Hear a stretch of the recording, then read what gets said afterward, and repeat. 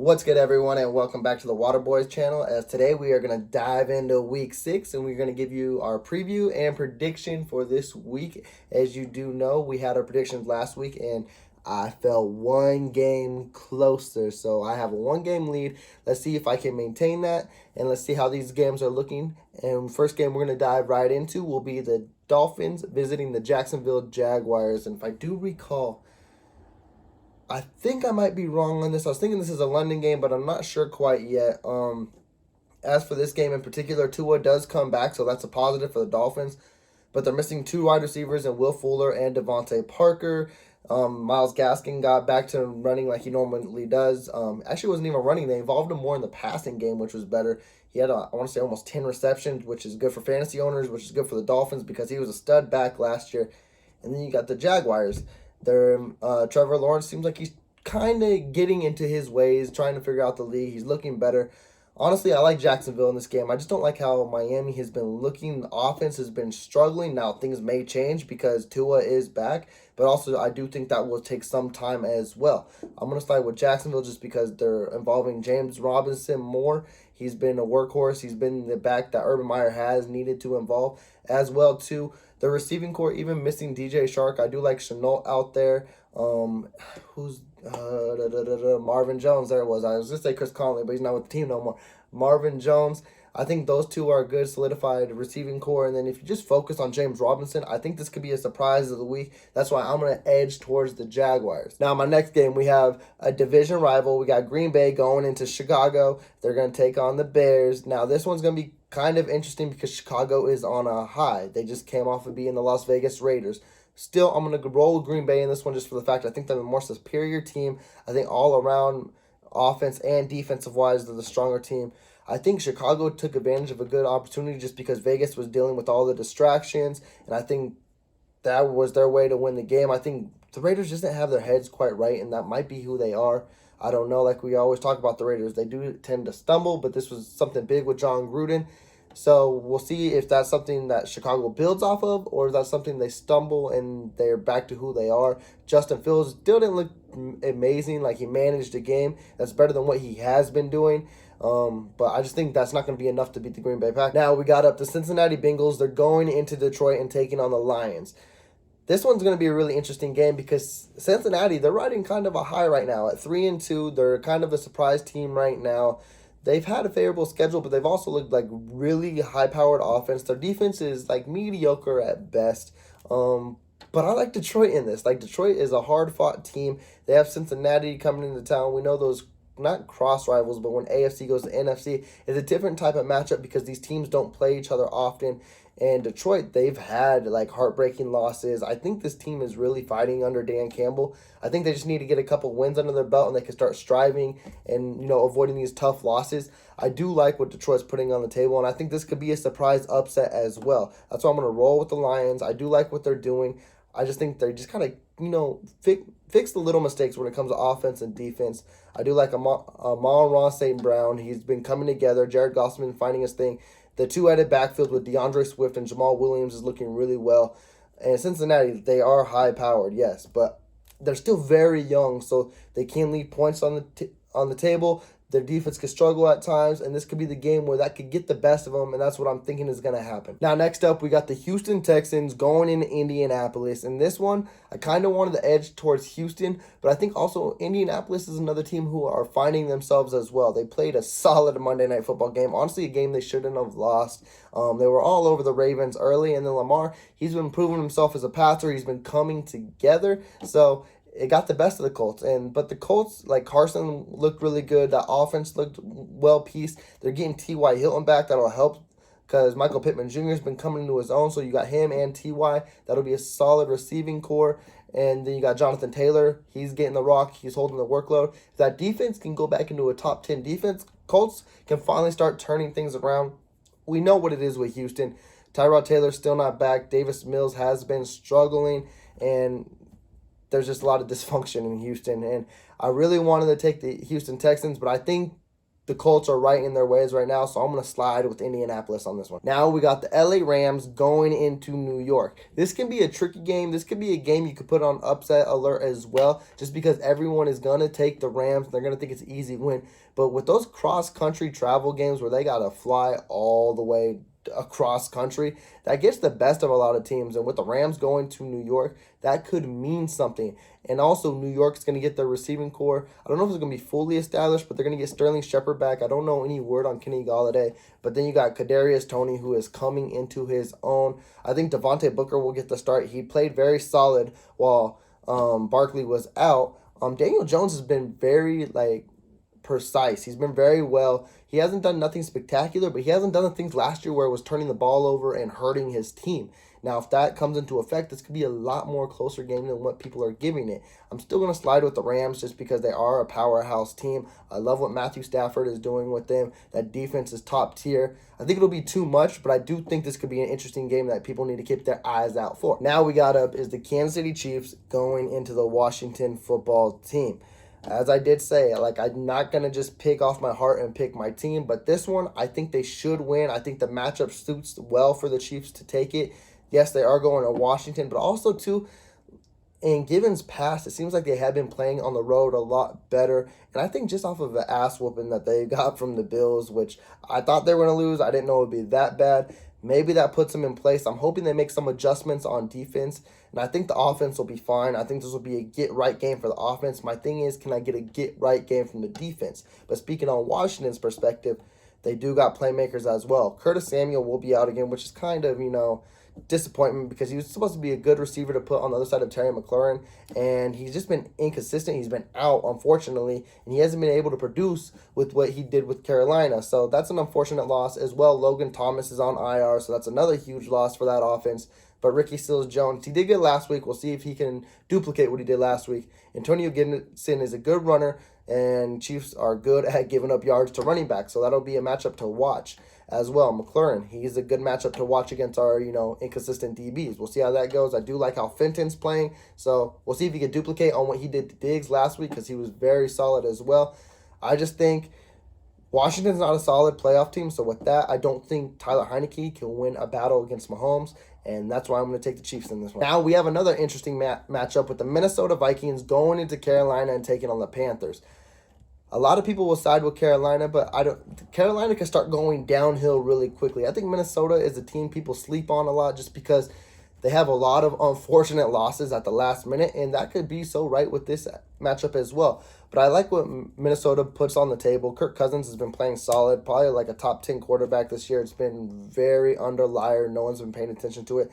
The receiving core, when you got Justin Jefferson and Adam Thielen, they haven't been living up to that bar, but also the bar's been set very high. They are still very productive. And even if you got Dalvin Cook or Alexander Madison, they're both very solid running backs. I think Cook will get the nod, and if he does, it could be a great game. Carolina's defense does present some difficult matchups, but I think this will be a really close one, and I think this could be the third straight loss for the Panthers. I'm going to roll with the Vikings. Now we're getting into the fun games. These are going to be the matchups of the week. We're going to go with the Chargers going into Baltimore. Now, this is a very tough game for me to pick, and honestly, I don't even know if I want to side with what I put down because this could cost me in the end. But I'm going to ride with Baltimore, and the reason why I kind of want to change my pick a little bit is because Baltimore tends to struggle against teams and then finds the way to right the ship really quickly in the second half. The thing is, can you do that against a Chargers team that's very high-powered, that never takes their foot off the gas? Because if you fall behind 14 against this team, I don't know if that's a comeback. It's going to be very hard, but Lamar, he's been throwing the ball very well. He's been precise. He's been launching it. He's been showing he's got an arm more than legs. But the thing that I went with the Ravens as well is Chargers are one of the worst rush defenses in the league, and Lamar can turn it up and run all over them. And then when it gets to when they stack the box, he could throw it on them this year. So that's why I'm going to give the slight edge to the Ravens. I won't be surprised either way this tilts, That's why I'm still kind of struggling. I really want to pick the Chargers, but I think the Ravens will take this one, and especially at home. I just think this will be a really interesting matchup. Now, the most interesting matchup probably of the week is we got the undefeated Arizona Cardinals going into Cleveland and taking on the Browns. The Browns will be missing Nick Chubb, but I don't think that will hurt them whatsoever because Kareem Hunt's been known to be a starting back. He's probably the best backup in the league. Shouldn't even be a backup, so I don't think they'll lose a step there. Now, Arizona. They're missing like a whole coaching staff who got COVID, and they have some injuries they need to deal with as well.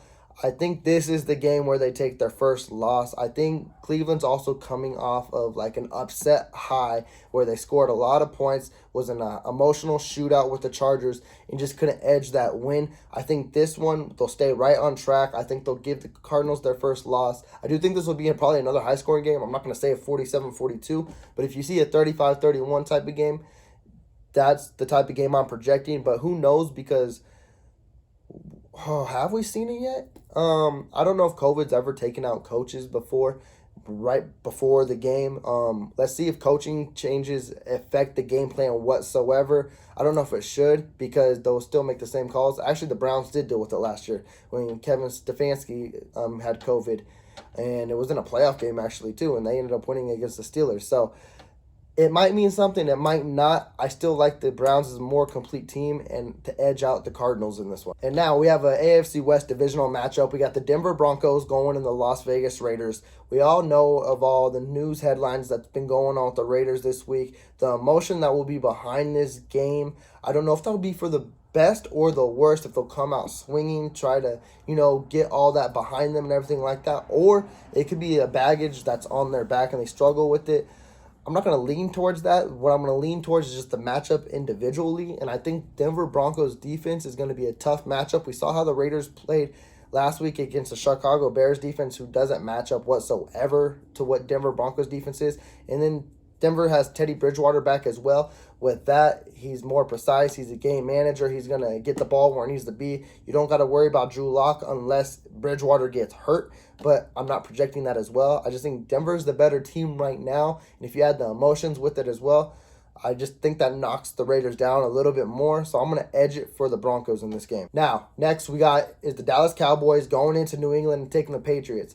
A lot of people might project this as being a blowout, but I don't see that. New England's got a solid defense, and as well, Cowboys defense has been playing better, but what they do lack is a pass rush. And with that being said, Mac Jones does very, very well when he has no pressure on him. He's able to find his targets. He's able to get the ball downfield. And if the Cowboys can't get any pressure whatsoever on Mac Jones, it could be a way closer game. I'm not going to take the upset. I'll still ride with the Cowboys just because they're a more superior team. They're the better team right now.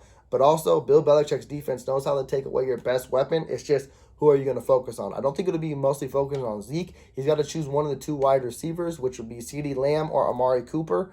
I would probably say Lamb, but if you don't focus on Cooper, Cooper will get the best of you. That's why I think the Cowboys have too much firepower, but I do think this will be a really close game, but I will still give it to the Cowboys. Now, this game could probably be the worst matchup of the week for like all the wrong reasons because injuries taking a toll on them. But we got the Seattle Seahawks visiting the Pittsburgh Steelers. Unfortunately, Russ Wilson, he went on IR. You got Chris Carson, he went on IR as well. So it's the Geno Smith show. He gets a chance to relive his past, see what he has on the table, what he can redeem from 5 years ago. Let's see if he's a capable quarterback to get this team a few wins while Russ is out. And then you got the Pittsburgh Steelers.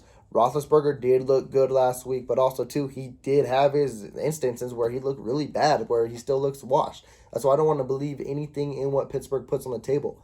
I do like Najee Harris, but at the same time, only as a pass-catching back because that O-line is also abysmal as well. They struggle in every facet of the game, whether it be passing or rushing.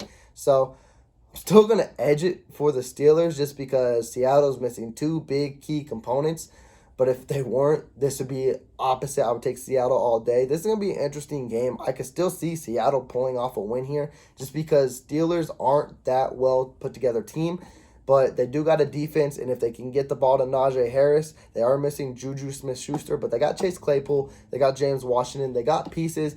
Big Ben just needs to be a game manager at this point in his career and try to eke out a few wins. And then we got the Monday night capper. It's actually a really good game in the AFC. We have the Buffalo Bills going into Tennessee and taking on the Titans. And Tennessee is actually getting right. They have Julio Jones and A.J. Brown coming back and Derrick Henry. We haven't seen this since like week 1, since both of them got injured. Buffalo is on an all-time high, kicking Kansas City's ass. They've been kicking everyone's ass in their way. And right now, they look unstoppable, but something tells me this is going to be a good game. Tennessee's high-powered. The reason I'm going to edge it for the Bills is because they do score points. They know how to do it on anybody. And Tennessee, their secondary is just as bad as KC. So it's going to be a struggle to stop Josh Allen and what he's been doing. But I'm not going to be surprised this is an upset either, because Tennessee is finally healthy, like I mentioned. If they can just control the game and give Derrick Henry his carries and keep the ball out of Josh Allen's hand, this could be a much different game than what a lot of people are expecting. I'm still going to go Buffalo. I want Tennessee to win just to knock them down from their high. But that looks like it's going to be hard to do right now, so I'm going to edge the Bills in this one. And with that being said, that will wrap up this Week 6 preview and prediction for the Water Boy style. I will have my picks on my teams that I chose right on the screen so you guys can visually see them. There's a lot of interesting games we have ahead. We got the Chargers and Ravens. We got the Bills, Titans, Raiders, Broncos. I'm missing one, aren't I? Yeah, I am. It's the Cardinals and Browns. With that being said, though, I will give you my instant reaction like I normally do for the Chiefs and football team, whether they get their asses handed to them or whether they finally right the ship and they win. But with that, you also need to subscribe, because we will be live. We will be posting a lot of videos to keep you up to date on all the latest NFL news and rumors. Please do like this video as well. It helps us out a lot. And with that, enjoy your football Sunday. Take care.